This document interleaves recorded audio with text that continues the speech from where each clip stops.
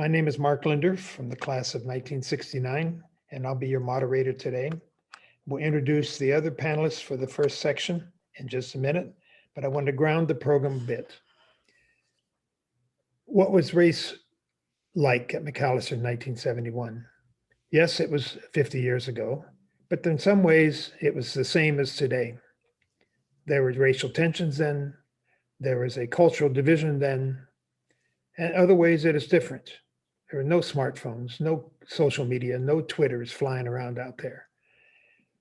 But there are some things you'll find, I think you'll see that are different and similar as we look through this, and we appreciate your joining us for it. So as I mentioned, I'm Mark Linder, class of 69. I now live in Santa Cruz. I've had a career in, believe it or not, local government as an executive in that area out here in California. And I'll turn it over now for the others to introduce themselves. Let's start with you, Joyce, and I'll go across the panel and just give me your name, your class, and that information. Yeah. You have to unmute.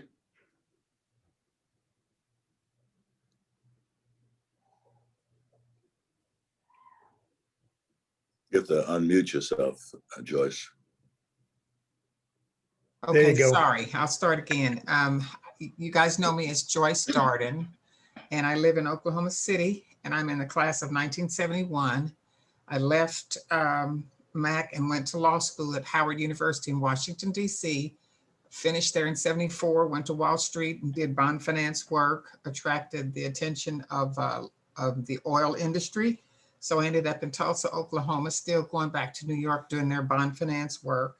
Then moved to Oklahoma City, and I became the first woman in Tulsa to become an assistant United States attorney here in Oklahoma. So I was a federal prosecutor for 32 years, retired in 2008, have been teaching 7th and 8th grade math. I'm an election supervisor, and I've been a municipal judge, and presently I'm a judge on the Board of Equalization, and I'm also a member of the Excise Board. And I'm happy to have survived 50 years since Macalester, and glad to see everybody today. Thank you, Joyce. Barbara? I'm Barbara Phillips. I live in Oxford, Mississippi. Since graduating from Macalester, I've been a community organizer, a civil rights lawyer specializing in voting rights, a law professor, and a program officer in the Peace and Social Justice program of the Ford Foundation in the field of women's rights globally and in the US. I'm now retired, happily. Thank you, Barbara. Warren? Hello, everyone. I'm Warren Simmons, class of 1973, but just as important, I was in the first cohort of students in the Expanded Educational Opportunities Program. After I left Macalester in 73, I enrolled in a PhD program at Cornell University, got my doctorate in cognitive psychology, and I pursued a career trying to improve urban schools, particularly at the high school level, both as a school superintendent, as a member of philanthropy, and also leading the Annenberg Institute for School Reform at Brown University for 18 years. I'm retired from Brown, and I'm on the board of several foundations and organizations dedicated to education reform and social and racial justice. Thank you, Warren. And Richard? Hello, everybody. Good afternoon. My name is Richard Cambridge. I currently live in Arlington, Virginia, a suburb of Washington, D.C., and I'm from the class of 1970. After I left Macalester, I worked on my doctorate at Johns Hopkins University and pursued a number of academic areas, including being a visiting scholar at Harvard University. My career has been one marked by the time I've spent at the World Bank rather than academia. And in that position as an economist, an advisor, a manager, I've traveled most of the world. I think less in Eastern Europe than most other countries, but nonetheless, my passion has been working in Africa, East and West, and in South Asia, India, Pakistan, Bangladesh. So I retired in 2010 after a career of almost 40 years and happily ensconced in Arlington, Virginia, enjoying life. All right, thank you, Richard. Well, this is our panelists for our first section, which is what was going on then, 1971 and the years around it. And we'll be looking at what MAC was like for students of color before the EEO program, how we advocated to get the EEO program here, something that Richard and I worked on, and I'll give a little story there. And then the memo that Barbara Phillips developed with the faculty, particularly James Hawley from the library, that had to be approved by the faculty to kick off the EEO program. Some of the admissions and recruitments that were involved, Richard will share that as he was in the admissions office. And then the experience as part of the first cohort of the EEO program. That'll be Warren and his stories.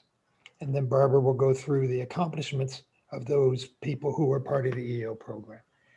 I think you will find these stories to be revealing and useful as you look back, and then we'll look forward. So I'm going to start with you, Joyce. What was MAC like for students of color prior to the EEO program? Sure. As we arrived in the fall of 1967, this country was severely segregated racially and economically, and had established three things. It had established a constitution which was full of amendments.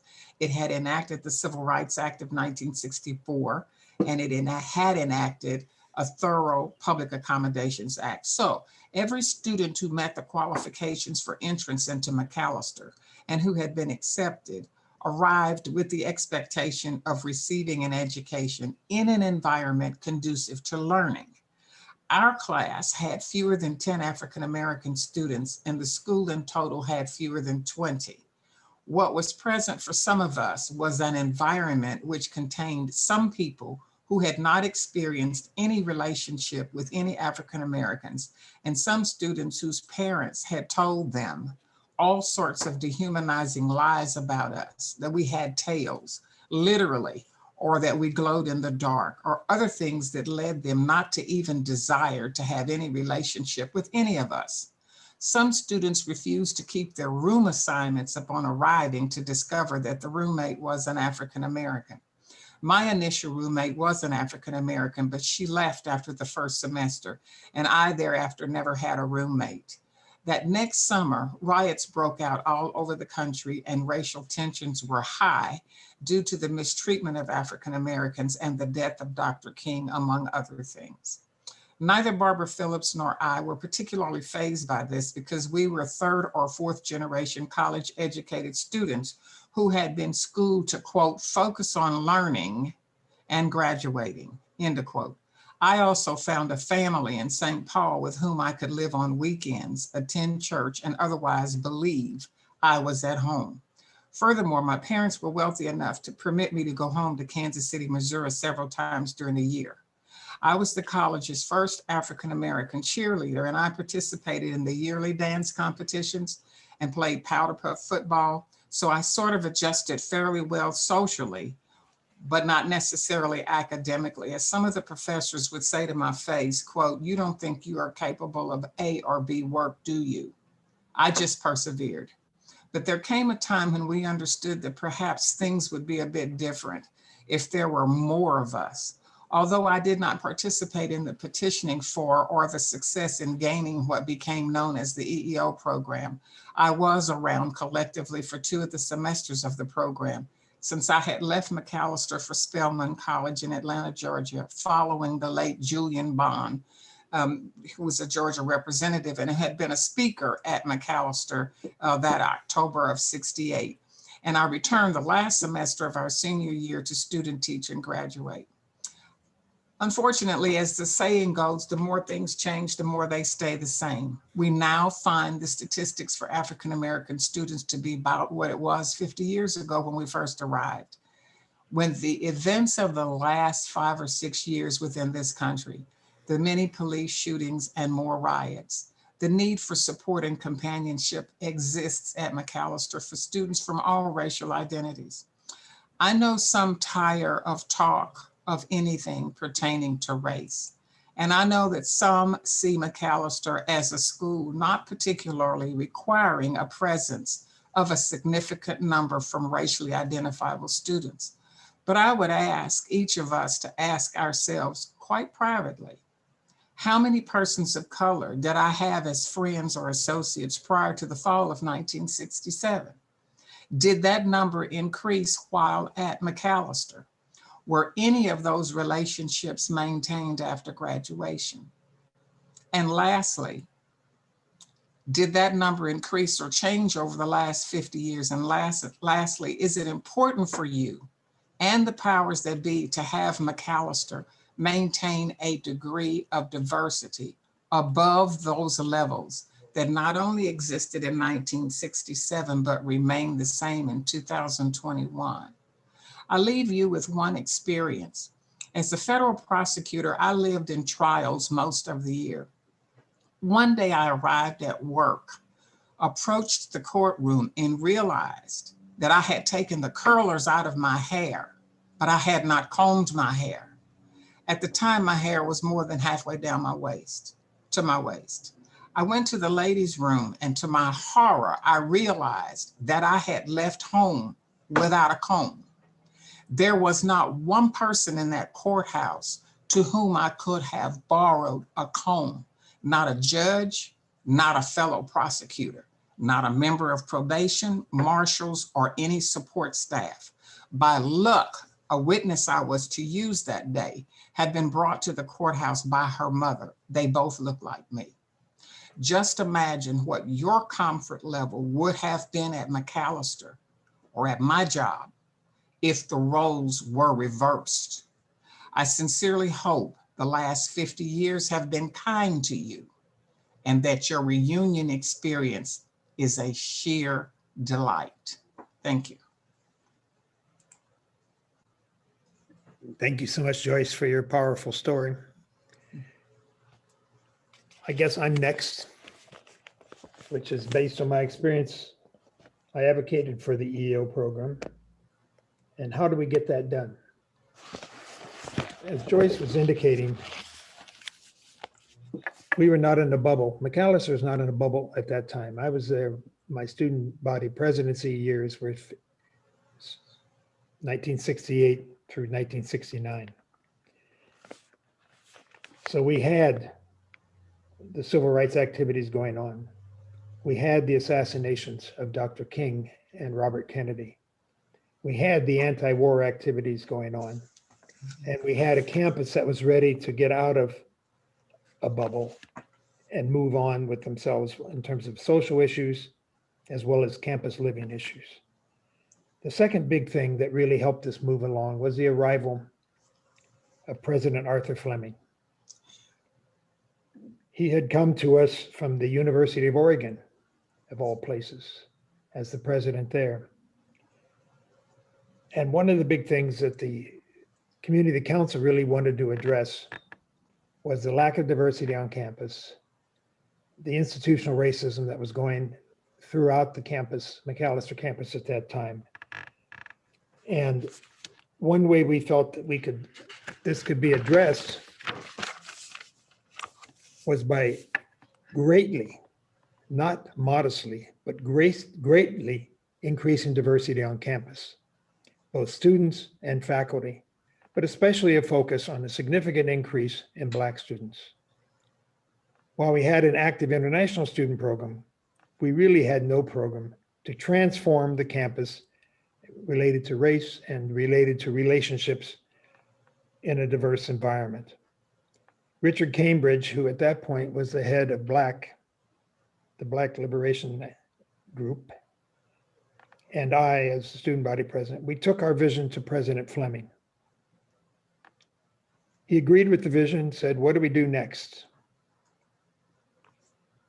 Well, Barbara Phillips will now tell you what we did next.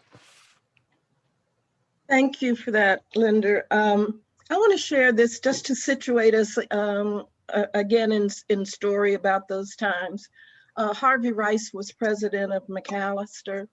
And when I arrived in 1967, and he exemplified the culture. He lived in what is now the Alumni House. Pauletta Hawkins, a senior Black student activist, and I were summoned to his home and stood in front of his desk. We were not invited to sit down. Pauletta and I had been organizing support for the Poor People's Campaign. As we stood in front of him, Harvey Rice said words to the effect of, "You need to stop causing trouble, raising hell, disrupting." I don't remember exactly the words of the preliminary phrase, but I remember exactly what came after that. He looked at Pauletta and me and he said, "You should be grateful to be here." So that was said to me by the president of my college. As Mark has described, when Arthur Fleming showed up, he joined with the students in transforming Macalester. And, you know, as Mark said, he always wanted to know what were we going to do now? And there had to be something done now. So Dean Fred Kramer was immediately tasked with presenting to the faculty a preliminary and bold vision to provide greater access to Macalester. James Holly, the librarian, became coordinator of an advisory council that began researching and developing what became the EEO program. My work study assignment was moved from Dean Whipple to James Holly, and we worked overtime on that proposal. On December 5th, 1968, more than 100 students attended the faculty meeting that approved the EEO proposal that we developed. And that proposal was then approved by the Board of Trustees during the spring of 1969, with President Fleming's complete support. And it was placed at the top of the priorities for the development program. What was the EEO program? The specifics are contained in the document that was signed by the faculty, approved by the faculty and the board. There was to be total aid provided to 75 new students each year, including 60 new students from racial minority groups. There was to be improvement of co-curricular programs and development of new programs to meet the needs of these new students, as well as the rest of the community in relation to them. And let me quote from the proposal itself. It also requires significant re-examination of present attitudes and procedures. We are open to a basic rethinking and change of many of our present educational attitudes and procedures. And finally, this is a quote, "We are committed to imaginative recruitment of faculty and staff from minority groups." When I arrived at Macalester, less than 3% of the students were non-white. In the fall of 1969, in fact, 82 low-income students were admitted to the EEO program. There were 63 African Americans, 6 indigenous students, 3 Puerto Ricans, 2 Mexican Americans, and 8 white students. By 1972-73, 15% of the students at Macalester were non-white. Black faculty increased from 1 in 1968 to 11 by the fall of 1969. Black administrative staff increased from 1 to 12 by the fall of 1969. When Arthur Fleming said now, it was about doing something now.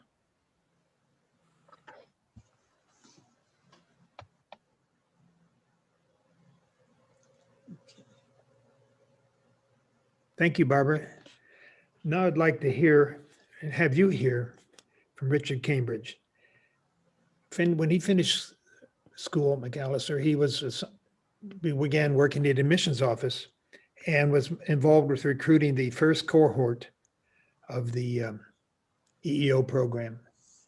And Richard was a student who came to us from Guyana. So let me turn it over to you, Richard. Thank you, Mark. I did come from Guyana in 1967 because in 1966, Guyana became an independent country on the northern coast of South America. Few people realize it's not Ghana. But nonetheless, I had come from a country where Black folks were in charge, where class had a role to play because of the British colonial pattern in the country. And I had been fortunate to go to the best school in that country. So when I arrived at Macalester College, I was imbued with two things: a sense of self. I never felt up until then in any way inferior to anybody. And secondly, I had come out of a colonial struggle. The politics around me as a young man was, how do we get rid of the Brits? So that's how I came to Macalester. But like Joyce said, Barbara said, it was a complete change. People say all white folks look alike. Maybe to me they did. But what was important was that I didn't find that community, even among the foreign students. It was the African-American students on campus that engulfed me and made me whole on campus. When I became the head of the Black Liberation Affairs Committee, agitation and anti-colonial fervor was what was driving me. That was my experience. That's what I wanted to do. And I ended up being the assistant director for admissions through a very interesting route. And that route was the arrival of Hubert Humphrey on campus. He had lost the elections and came to Macalester. And the school put on a show for him. They try to get students from many different backgrounds as a typical, and I was selected as a Black, a foreign student. I covered a couple of grounds. And I was very, very negative towards Hubert Humphrey on this television show, accused him of war crimes, etc. The next day, there was a knock on my door. And it was his assistant, Norm somebody, who said, Mr. Humphrey wants to see you. And I was like, there goes the scholarship, you're back. I'd come on a Fulbright. I was being sent back home, that's it. I was a little scared. And Hubert Humphrey said, young man, do you know anything about me? How could you say all those terrible things? What you need to do is to focus your attention, your energy on helping to change this campus. And think big, don't think small. And he was one of the people that said, along with Arthur Fleming, we need to change this institution. So behind the scenes, Hubert Humphrey was one of those people that helped drive that agenda. Anyway, I became the assistant director for admissions. And two of the people that Fleming brought with him from Oregon were John Warfield, who was ultimately the head of the whole program, and a young man by the name of Colin X. He was an X because he had moved into the militant phase.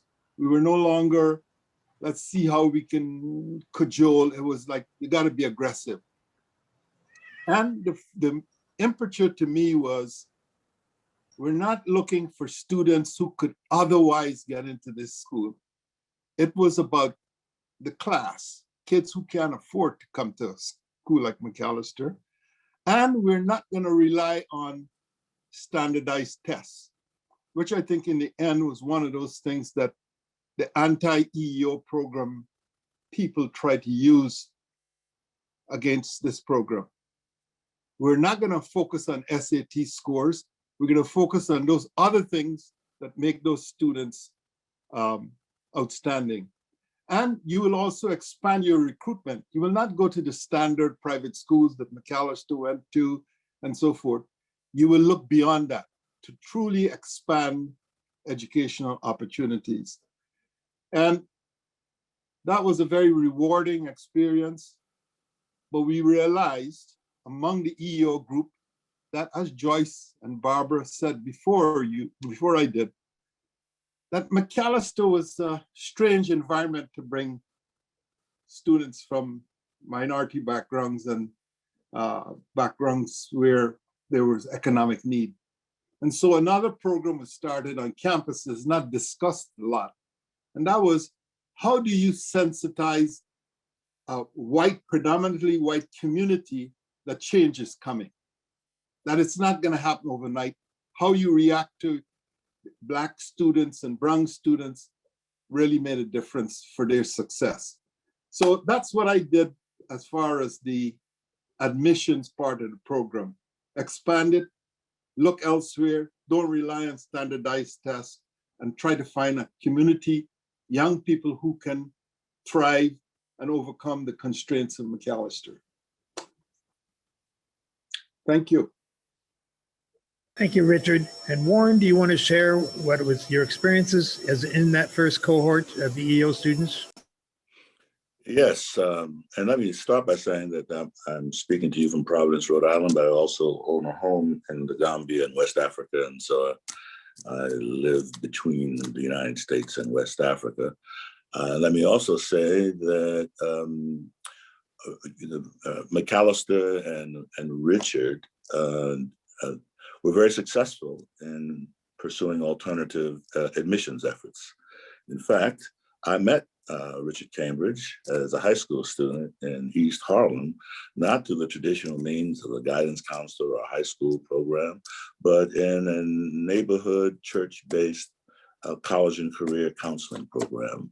And Richard and Darrell Everett and probably Mark Vark, someone else came, listened to a conversation, and Richard tapped me on the shoulder at the end of the conversation, and he said, "If you apply to Macalester College, I think you'll be accepted."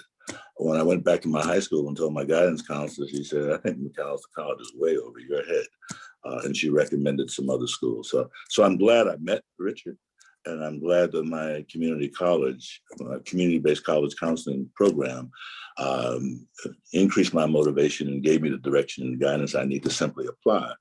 But I want to spend some time, a little bit of time talking about who I was, who many of the students were prior to arriving at Macalester, because we often use the term minority students, and that glosses over who we are and what we were experiencing. And what I would say is, and now that I reflect on it, and I'll use 21st century terms, I arrived at Macalester in 1969, having experienced intergenerational race trauma. My parents were from North and South Carolina, respectively, and they came to the North as part of the migration of Black African Americans escaping the oppression of the South. And they didn't say a lot about those experiences, but what they did share with us periodically was how terrifying it was, and how life-threatening it was, and how economically and spiritually damaging it was. Having heard those stories, my generation was part of the first efforts to desegregate schools in the North. And so in second grade, I was transferred to a predominantly white school and was the only Black kid in my elementary school. And so I had to suffer through the white reaction to having Black kids in their midst in middle school and junior high school and in high school. And I suffered those experiences directly in the midst of being aware of the turmoil in the larger society, the assassinations of the Kennedys, the assassinations of Malcolm X and Martin Luther King and other civil rights leaders in the North and the South, and the oppression of the Black Panther movement. And so those were things that were roiling in me as I had the courage to apply and to come to Macalester. So I applaud Macalester for being visionary about broadening access and using alternative means. And I applaud Macalester for changing the diversity of the campus. What Macalester did not do as well was address the issue of inclusion. And so the demographics were changed by the presence of 75 students, but very little was done to think about changing the faculty beyond increasing numbers, but not in terms of the bodies of study that would be more reflective of the contributions of African Americans and others, people of color, in the curriculum. Very little was done to prepare white students to understand the kinds of turmoil and traumas that students of color would have experienced in that environment, as well as their own trauma and turmoil they might have experienced during that period as well. And so as a result, what I experienced myself experiencing in Macalester was getting together with the Black students and other students of color, protecting myself psychologically, and doing the best I could academically by many professors who weren't very welcoming, and many students who found my presence mysterious and curious. I was not interested at that time, being a Black revolutionary, in being an experiment or satisfying their curiosity. And so I burrowed my head down, made relationships with the Black students, many of whom were also new to me, by the way, from different parts of the country who had different experiences and attitudes from the ones I had. And I survived and thrived academically, but struggled socially as a result of a college that wasn't as welcoming, wasn't as inclusive, but also in a community that, while initially welcoming, became increasingly unwelcoming. The larger community in St. Paul, in Minnesota, and indeed the country. By the time I got to Cornell University, there was a backlash against affirmative action, not only in colleges and universities, but in graduate programs as well. I look back on my experience in Macalester, and I'm always thankful for the relationships that I developed there, for the knowledge I gained there. And I'm also embarrassed that I graduated without having close relationships with any white people. It's embarrassing when I go to reunions and I hug and grab most of the Black students, and we all look around and we see the white students from our classes sort of walking around us in an embarrassing, curious circle, because none of us, very few of us, I won't say none, very few of us formed lasting relationships. And as a result, that damaged the support of the college in ensuing years. That caused the college not to understand the enormous contribution it made in the lives of the people who went through the EEO program and beyond. If you just look at the panelists and what we've accomplished, and the enormity of the college's ability to meet the goal to change the destiny of students to make broader contributions to the larger society is represented in this panel and the voices of many others. And so as I think to today, I think of how much has changed and how little has changed, how many of the students that we talk to now are still experience intergenerational trauma, that diversity numbers have gone down and inclusion efforts have weakened. And I just wonder what we can now do to do a better job today than we did in 1969 for that brief, shining moment of time. Thank you. Thank you, Warren. Very powerful. Appreciate it. Now I'm going to turn back to Barbara, who will go through accomplishments of those who are part of the EO program as we get ready for your questions. Okay. Go, Barbara. Thank you, Mark. And thank you for that, Warren. Indeed, the accomplishments of those who came through Macalester as part of the EEO program have, to my knowledge, never fully been acknowledged. And I don't have a complete sense of all those accomplishments, but I want to share a few of them to give people an idea of what those who had the opportunity to come to Macalester through the Expanded Educational Opportunities Program have now given back to our society and to the world. Sharon Belton Sales, class of 73, served as mayor of Minneapolis. She was the first African-American and the first woman to hold that position. Jeffrey Hassan, class of 73, and this is the first cohort of EEO, is a graduate of the University of Minnesota Law School. He's been a practicing attorney for over 40 years. He's former president of the Minnesota Minority Lawyers Association and on and on. His wife, Rochelle Avent Hassan, spent 35 years in the practice of dentistry, and she was the director at North Point Health and Wellness, the largest community health service organization in Minnesota. Larry Alexander, class of 73, author in real estate development. Pamela Burks, 73, director of affirmative action for the state of Minnesota. Concepcion de Jesus, 73, community advocate. I believe Milt is her husband. He's a practicing attorney in Arkansas. Lester Collins, class of 73. He's the executive director of the Council on Black Minnesotans. Priscilla Garfield, 73. She's a special education teacher for gifted students. Rick Rubb, he's the president and owner of BRK Insurance Group, and he's now a member of the Board of Trustees. Russell Flewellen, 73, is an investment consultant.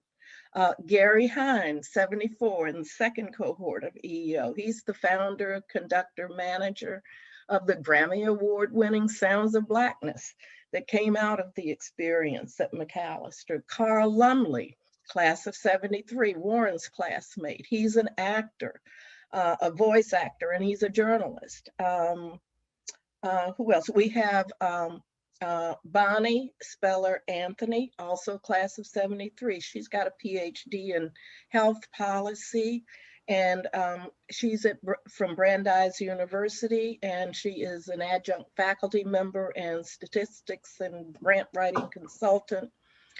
Rochelle Williams, class of 73, is an IT specialist for the state of Minnesota. And I want to thank Bonnie and Rochelle for helping to develop this very limited gathering of the successes that came through the EEO program before it was abolished.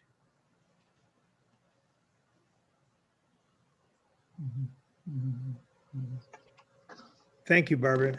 That is a short list of an actual long list of accomplishments from those who participated in the EEO program, despite its flaws and with all the thinking that went into it. And we are now looking for questions for this panel. And the questions can be directed to one person, and I'll field the question. You just put them in the Q&A, or it can be directed to the group as a whole. And if we don't get any questions, we'll go back to having the panel discuss further any of their other thoughts and reflections that they would have liked to have shared, but couldn't because we gave them a 5-minute time limit. But let's see, it looks like I have a question over here. Let's see what we have. We do have a question. When and why was the program abolished? Great question. Thank you, Connie. Warren, can you answer that? Was it abolished during your 4-year period? No, it was not. It's Our after. colleague Lester Collins is going to be coming on a little bit later, and he will speak to that issue. Yeah, but I can say generally, and Melvin can speak to it much more directly because he was at Macalester and involved with all of the organizing that students engaged in in an attempt to save the EEO program. But the demise of the EEO program occurred because the leadership of the college, the Board of Trustees, lacked the courage and commitment to continue it. When Arthur Fleming left Macalester as its president, that vision and leadership and boldness that he brought to the campus and partnered with students in a real commitment to transform Macalester, that left with Arthur Fleming. And the subsequent executive leadership of the college, the president, I think it's James Robertson, I've forgotten who succeeded Arthur Fleming. There was no vision, there was no commitment. The students who as I just gave a few examples of the sorts of contributions that the EEO program allowed people to make to the world, the work that could have been done by the college to transform itself. That work of the vision of the EEO program included a transformation of the institution. At the time that Linder announced in the Mac Weekly that this community council was going forward with this proposal together with BLAC, that article ends with a statement that a major program of community council for the coming semester would be educating the community about anti-racism. All of that work was shut down when Arthur Fleming left the college. That's what happened to the EEO program. I did want to add something. You asked if there was something we wanted to add that we could not because of the constraints of time. I did a program at Red Lake Reservation one semester when I was here. And my maternal grandparents left the Choctaw Chickasaw Nation of Mississippi and moved to Oklahoma in the early 1900s. And during my tenure in the U.S. Attorney's Office for 25 years, I solely, no one else did, I represented every Native American tribe in the state of Oklahoma. So I have an affinity, and much of the stories and the social response and integration is the same with the Native American community as it is with the African American community.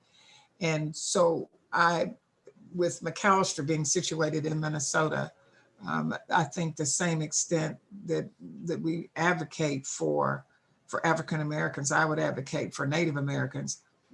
And the program, the EEO program, intended to include not just African Americans. But I will say that there's a tendency today to put in Asian Pacific Islanders and all manner of Hispanics and say, well, we're integrated, without looking at the two main, I call indigenous groups, because African Americans have been here longer than white people have. And continuously, I mean, people can say their grandparents came from Europe or their parents came from Europe, and we got to go back, I don't know how many generations, and we found the Native Americans here when we got here. So there is this advocacy, and it's the college just has to decide, for whom does Macalester exist? I mean, that is the question. If you were satisfied with the way that it existed in 1967, and you were satisfied with the way it existed before there was an attempt in 1969 to change things a bit, and that's the way you want to keep it, that's an answer that you have to give. So we're advocating that you not do that, but that is the answer that the board, the faculty, the alumni, the powers that be has to answer. Who's Macalester for? My mother would slap me for ending a sentence with a preposition, but that's the question. Who's Macalester for? Was it easy to find Barbara? Was it easy to find me? Sure it was. All you had to do is go to the school and say, give me your top 10 kids. Then there we were. But if you look at the success stories in the United States of America, black, white, blue, green, and purple, otherwise, you're really, really, really, really, really successful people are not us. They don't come from us.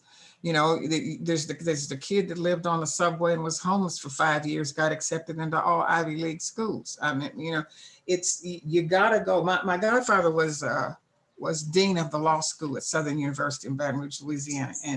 And he said to me, his best students in law school were his C students.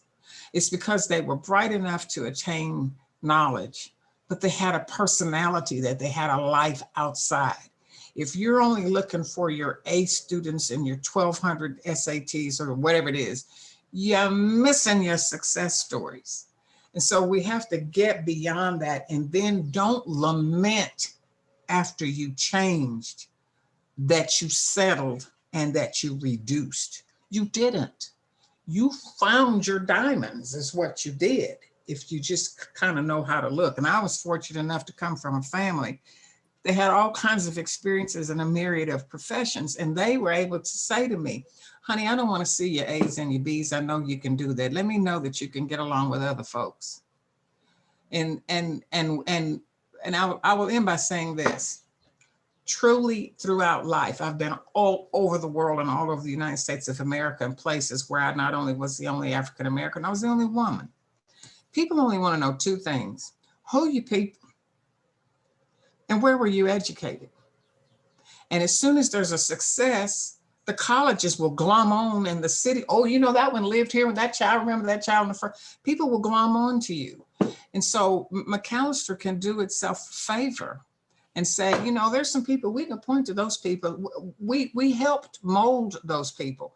But if you're a snob about it, you're not going to find these people that you can claim later. And you know what? Even if you do, they're not going to want you to claim them because they're not going to be talking about you.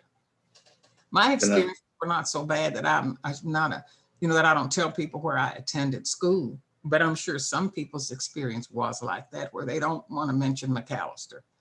I was fortunate enough that I knew how to get through it. Joyce, can I add a little something to your commentary? Sure. Yeah, thank you. So I was dishonest a little bit when I said, you know, I didn't know what led to the demise. My answer was based on the fact that I wasn't present when it occurred, but certainly I understood the factors that led to it because they were starting to appear while I was still at Macalester. It relates to the question, you know, that Joyce put on about the college trying to decide what it was. You know, by my senior year, there were 225 students in the EEO program, and Macalester is a relatively small student body. And so just from a demographic standpoint, our presence began to challenge both the alumni, the board, and the faculty's perception of who the college was and who was there to serve. Our presence also affected the larger community. You know, we were walking up and down Grand Avenue, Snelling Avenue, going, driving cars, laughing and joking, big afros. The communities, broader community said, well, wait a minute. Is this who we are? And increasingly the answer became no. That faculty members weren't willing to make the kinds of changes necessary. Alumni weren't going to continue the level of support for the program. And a leadership change obviously led to that direction being enacted. And so while I wasn't there to experience it, I certainly, the headwinds were beginning to start to blow while I was there. And then certainly I saw it in other places that I went to at Cornell University. I've experienced it at Brown University when Ruth Simmons left and a new president came in, and basically the recommendations of the Slavery and Justice Commission, which got lots of national attention for Brown, were suddenly placed on a shelf. And Brown is trying to go back to being what it was before Ruth Simmons arrived. So a very familiar pattern. But I didn't want to be honest by saying I didn't experience the aftermath and the trauma associated with that directly. And I wanted my colleague Melvin to speak to that. But I saw the headwinds occurring, and I certainly faced that at Cornell University and other places that have been made bold efforts that were then received pushback. Thank you, Joyce and Warren. We have another question, but one question came in. How long with the EO? According to the information I received, the EO the program officially ended in 1984. And in the chat, you'll find a link to an article about it from the April 2019 Macalester magazine, Mac Today. Also, we do have a question that will work. We have time to work it in because it relates kind of to what Warren's perspective was. This comes from someone who says, when I came to Macalester in 1975, the cafeteria seemed to be voluntarily segregated, which was surprising to me. When I would sit in the black side, I felt unwelcome, but now have better insight. Looking back, I'm wondering what could have been done to facilitate exchange, understanding, and inclusion. And some of that Warren touched on, about there was nothing being done to facilitate exchange, understanding, and inclusion in the larger campus. But any perspectives from any of you on that? I'll just respond to the dormitory situation. Barbara came in with me and she was given a single. I was in a double, and Madam Hughley was an African-American who left after a semester. But the family with whom I stayed when I went to Spelman, Donnell Rawls, was in the class of 72. When she arrived in 68, she had been communicating with her roommate. But when she got here, the child wasn't here. And Christian, one of the people that I've been working with on this reunion was the dorm leader in the dorm that Donnell was assigned. And they lied to her. They told her that the person didn't come. And so after a month or so, she's mixing and mingling in the dorm. And she mentioned, well, my roommate didn't come, and said the girl's name. And the white student said, she's here. And then we'll show you and we'll identify her. But they'd arrived and the mother had kicked up a ruckus. And so they didn't put her in there. I think what the school could have done was more to, I won't say force that situation, but they accommodated the other girl and lied to Donnell. And there were situations where students drew a line down the middle of the room and dared the Black student to come on the other side, and things of that sort. And the school could have participated better with that. Now, I'm not saying deny admissions or send the white kid home, but that there was a way to deal with that and be aware of that. And then even, so to the person who asked the question about the people being segregated, I don't know whether the school then, when the EEO came, bunched the minority students together in the living accommodations, but that's one thing that they could have addressed, how to sensitize. And I don't want to say punish, but the consequence was always to accommodate the white student and lie to the Black student.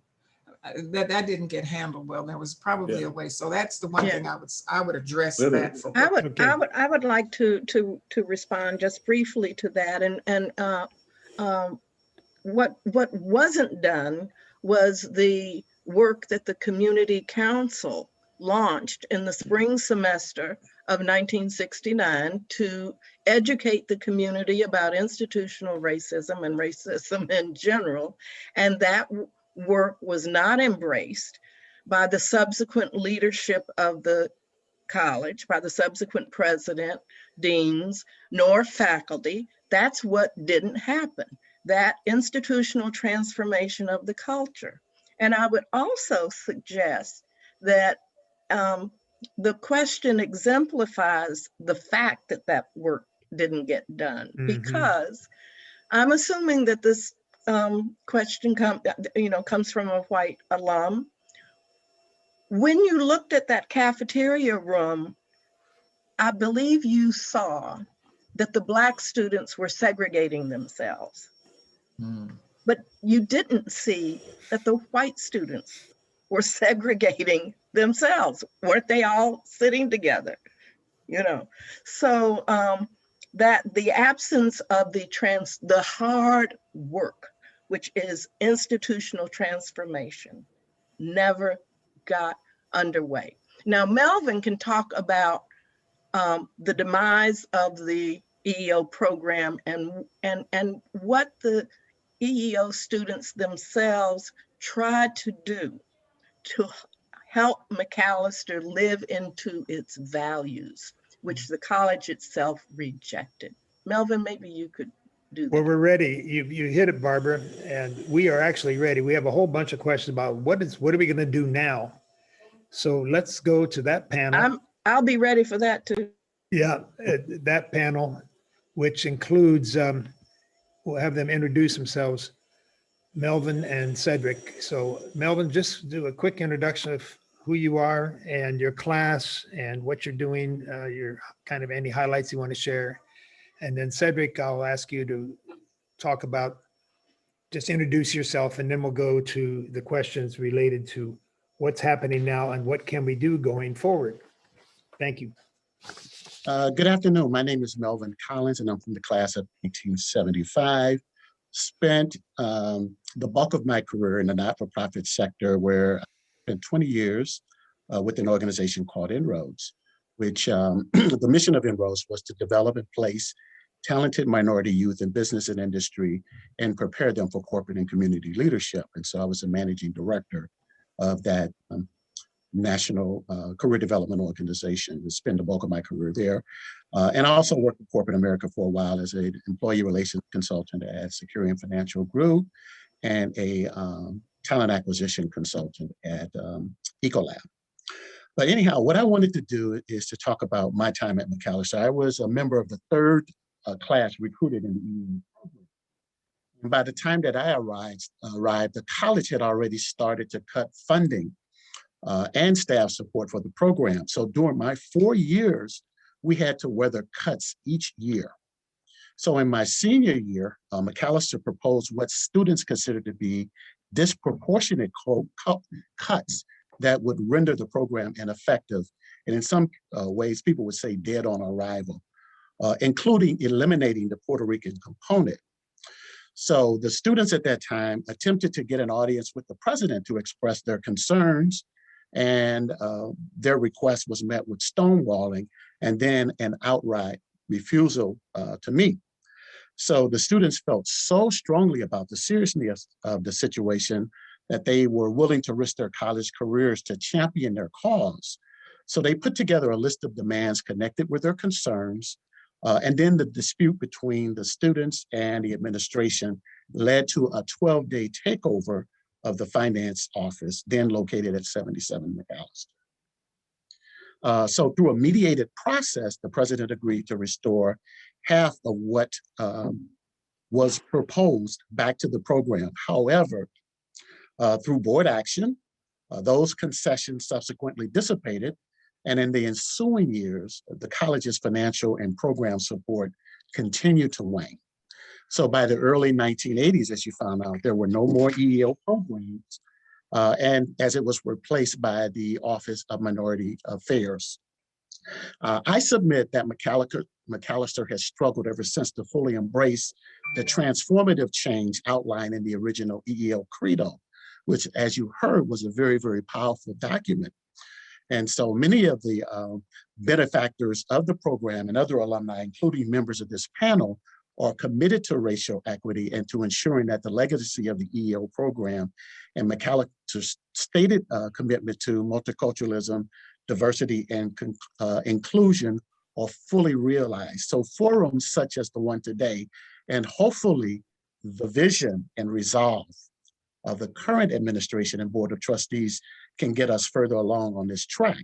So one of the things to talk about, I hear people asking questions about, what led to the demise. Clearly there was a financial issue related to kind of what was happening as the college was cash strapped. But the key is, obviously, there could have been a number of avenues that the college chose to address those concerns, but EEO had always been a convenient scapegoat, if you will. Whenever the college got in any kind of financial turmoil, EEO was kind of a scapegoat, if you will. All of those dollars going over there, which really pointed to the fact that, was it really the priority that was stated? And so it's kind of one of those things, when the tough get going, you let go of, the thing that's the most vulnerable, if you will, and that was the EEO program. And so one of the things that I also attest to is that at the time that there were all of these iterations of programs beyond EEO, the college really struggled. And then the students really felt the backlash of that. And that's why you see that when you look at the alumni from the 80s, they didn't have a great, particularly alumni of color, they didn't have a great Macalester experience. And so one of the things that you'll see is that they're the least engaged decade of alumni at the college. And that was acknowledged by President what was his name? McPherson. Mike McPherson. McPherson, as he tried to address that, and a number of alumni got together with him to come up with the first Alumni of Color reunion, which was supposed to be a reconciliation and a way for the college to now connect a little more strongly to those individuals that felt like they had been neglected or thrown away, if you will, or treated as second class. And so that was one of those efforts that people got excited about, and some programming came out of that. But again, administrations changed, and there was kind of almost, I wouldn't say a retrenchment, but the momentum was kind of stunted, if you will. And we've kind of had those fits and starts as an institution. And so one of the things that was very clear in the EEO program is that it was based in a transformational approach to education and engaging populations that weren't traditionally engaged at Macalester. And the commitment to that has really not borne itself out.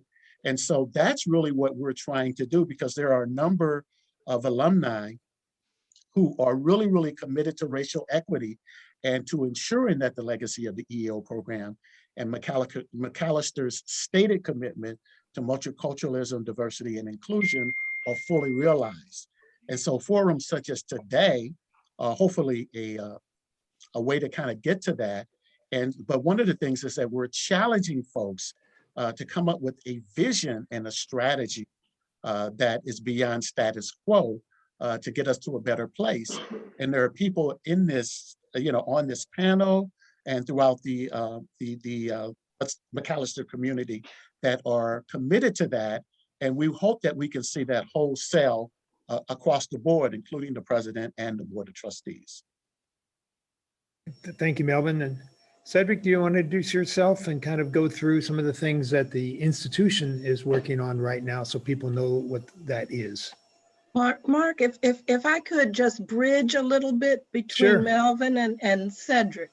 Sure. I want to say that in 2019, Macalester organized an Alumni of Color reunion, and Melvin invited me to moderate a panel that was supposed to be about, kind of celebrating the 50 years after the EEO program. And when I went to the website of Macalester, the history of the college, as presented on its own website, celebrated the presidency of Harvey Rice, the one who told me I was supposed to be grateful to be there, and then skipped over to the president who succeeded Arthur Fleming. Arthur Fleming was erased from the history of the college. The EEO program was erased, as well as all the other innovations of our years at Macalester. We were erased. Now the website, I just checked it before this program, the website now includes something about this period of time, but that is a very recent development. And so I want the class of 71 to know that our years at Macalester for many years were erased from the official history of this institution. Melvin, you had something you want to add to that? No. Okay. Thank you, Barbara, because that was the case. And we brought that up at the class of 2019 actual alumni gathering with another panel that you organized. I think you're in the panel organizing business, but thank you for that. I like out with my friends. Yeah. And there are some things happening today. And Cedric, you want to introduce yourself and your position and go through that. And then we'll have some time for a few more questions. Thank you. Yes, let me say good afternoon. Can everybody hear me? All right. Good afternoon to everybody. Cedric McClure, as we say nowadays, he, him, his, out of the Department of Multicultural Life. And I arrived at Macalester in the fall of 1999. And I just wanted to salute the members of EEO ever since I got to Macalester.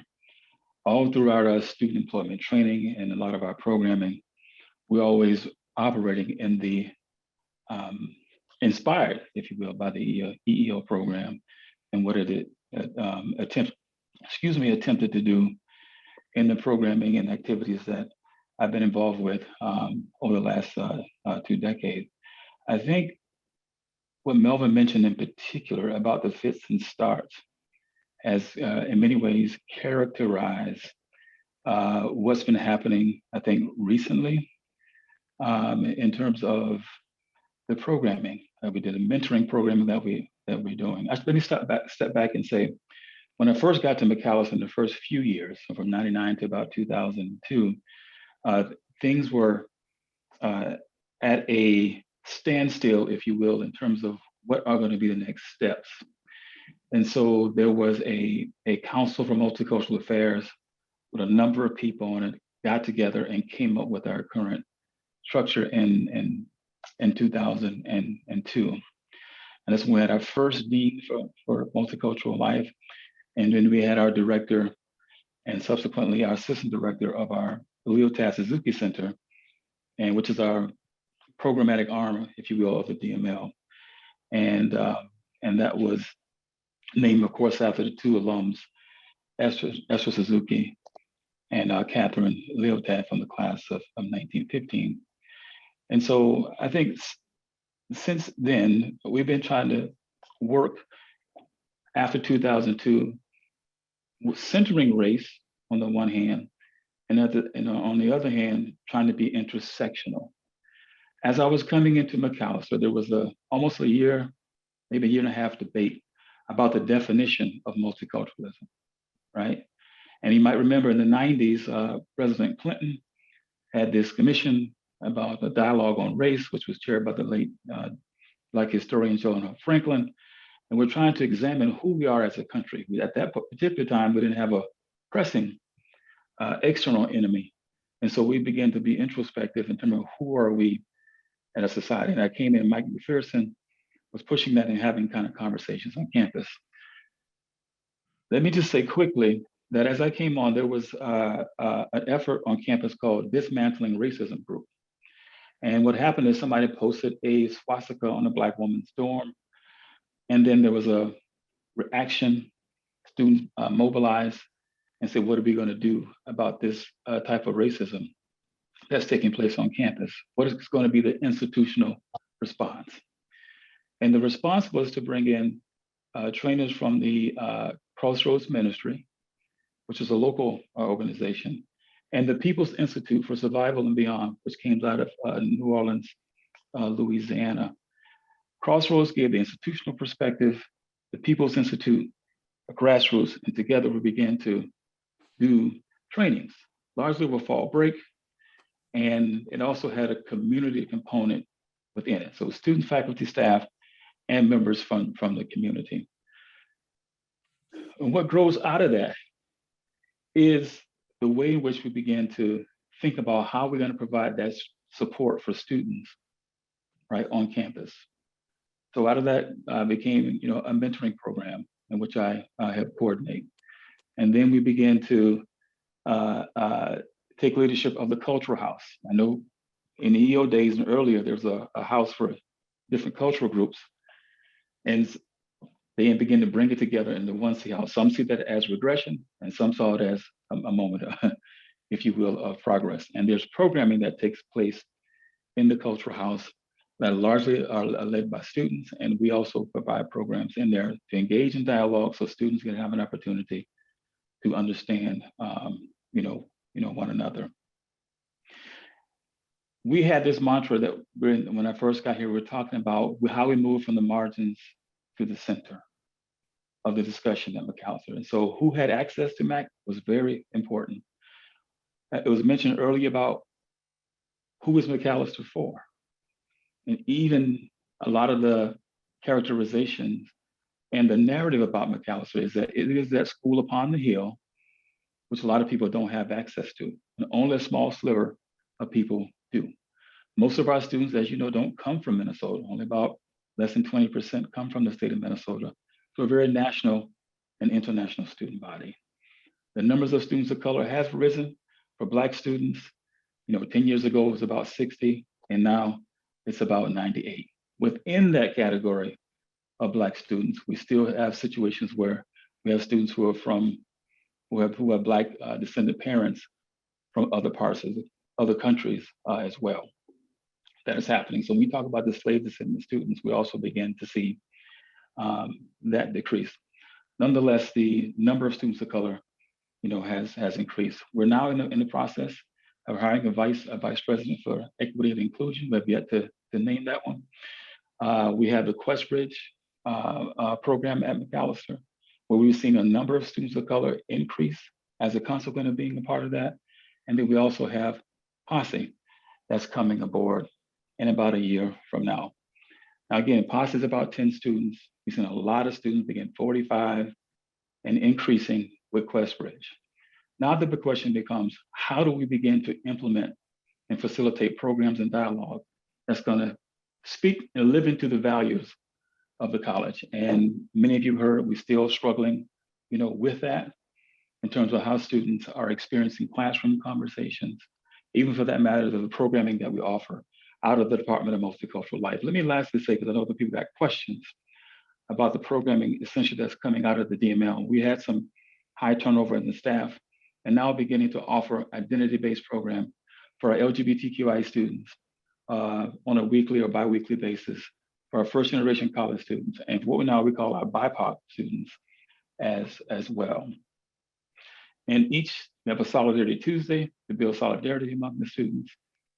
And then we also have BIPOC gatherings so students can come together and to get a chance to know each other and also engage in all the things that they want to do in terms of activism and so forth. And as you know, with the recent police murders of Philando Castile, Jamar Clark, and now George Floyd, our students have mobilized and wanted to be a part of that as well. And we're trying to find ways to help support them in that, particularly by bringing in some outside activists who can provide some framework. So if you're going to be involved in that, how you can do that and how we want to support students when they return. So programming, identity-based.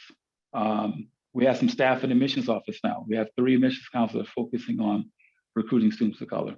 And again, we had a lot of starts and fits because a lot of people come in and there's a relatively high turnover in staff, but that's the direction in which we're moving in terms of recruitment, providing programming, and then on the senior level, hiring another vice president for equity and inclusion. I'll stop there for now. Thank you, Cedric. And we do have some questions, and we are going to be closing in about 14 minutes. So I want to make sure we get a couple of things out there and a chance for the panel to have any final thoughts, and for the panel to go through what we can do and a petition that we have going to try to bring a 21st century EEO to Macalester. First, we have a question. Is there currently a Black Liberation Affairs Committee active at Yes. Macalester? Yes, there is. Yep. And The there's LEC is leadership active. there, and they're very active, and they're very outspoken, and they're great to be able to work with them. Let's see what else we have here. The big thing is, what do we need to change? So what I'm going to do is turn that question and other questions kind of over to both panels to give their final thoughts about what would you like to share with that, with those questions that were raised. What do we do now and further than what we've outlined? We now know what the college, some of the things that Cedric outlined, and we have 13 minutes for us to have those conversation. And we can also point people to what they can do if they want to join our efforts to bring a 21st century EEO to Macalester. So with that, I'm going to turn it over to whomever looks eager on I'm my eager. screen here. All right, Warren. So one of the things that we need to recognize is that when institutions create programs, the programs are designed to help the people who are targeted by the programs adjust to the existing circumstances. Those programs do not fundamentally shift the existing circumstances. They are designed to help people survive and adjust to them. So EEO was a very successful program, but its orientation was to help the students in the program adjust to Macalester without Macalester doing much in the way of making reciprocal change. The question of what we should we do now is we need to get beyond programs to identifying the structural elements of Macalester's programs, policies, and practices that make its goals unfulfilled. If its goals is to create a community where all are welcomed and all thrive, then we need to do a review of policies and practices that get in the way of that. So one of the recommendations of the groups that we have been having a conversation is that the college needs to do an equity review. It needs to look at its administrative policies and practices, its curricular, its hiring practices, its student policies and practices, and identify those things that undermine the success of Macalester and the inclusiveness of the experience from a curricular standpoint, social standpoint, and an academic standpoint. In short, let's have an evidence-based conversation about that rather than one that's based on perceptions. The Black students all sit together. The Black students will say, well, for our experience, the white kids are all sitting together. What that statement implies is the assimilation is on the burden of the marginalized and oppressed, but not shared equally by those who are privileged. Well, Barbara's smiling. Other thoughts, Barbara, you want to roll?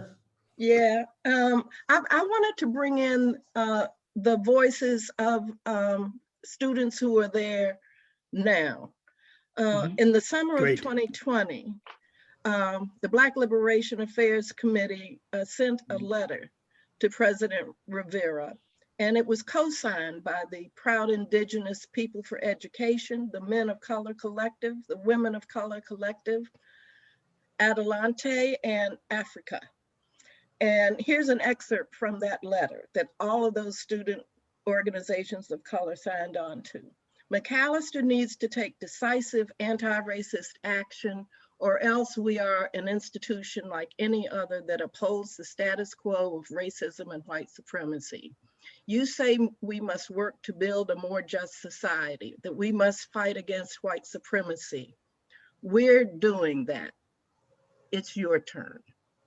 So that was in the summer of 2020. And I encourage everyone to go find the April 16, 2021 issue of the Mac Weekly. It contains an editorial that is captioned, "Macalester has failed its Black students." And here are excerpts from that. And I'm just going to read a few. Black students at Macalester have gone above and beyond to express their needs to the college. They have asked for time to mourn. They have been ignored. Instead, Macalester, a school that has time and again reiterated its commitments to racial justice, mental health, and student needs, has turned around and denied the care students are asking for. Do better, MAC and MAC community. Stop leaving it to your BIPOC peers to do the work. Here's another one. The microaggressions, the performative activism, the echo chambers, the erasure of Black voices, all of it. I am done. This administration is a joke at best, violent at worst. Here's another one. These are all things written by current students. I am so angry. Macalester published pictures of me, a Black student, on their website last year to promote their value of multiculturalism. It is hurtful to know I am nothing more than an advertisement and diversity number the college uses. If Macalester practiced what they preached, they already would have canceled school and would be centering the needs of Black students. When prospective students of color ask me what it is like to be a Black student at Macalester, I will be brutally honest. And I could go on, but I really encourage all of you to go this April 16, 2021, the Mac Weekly editorial. And finally, I'd like to say that for all this work and increase in students of color that supposedly is going on, as of the fall of 2020, there are 98 Macalester students who identify as Black. And that is only 35 more students than were admitted as freshmen in the first cohort of the EEO program. So that's where we are in 2020 for Black students. I would like to say that what we would encourage people to do is support a petition.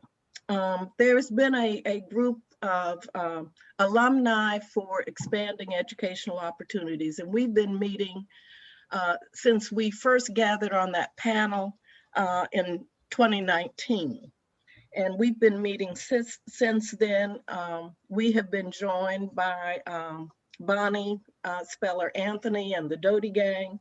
But we have a petition going that we encourage you to sign. It is to be sent to the Macalester Board of Trustees and the president. And what we're looking for is a 21st century EEO program.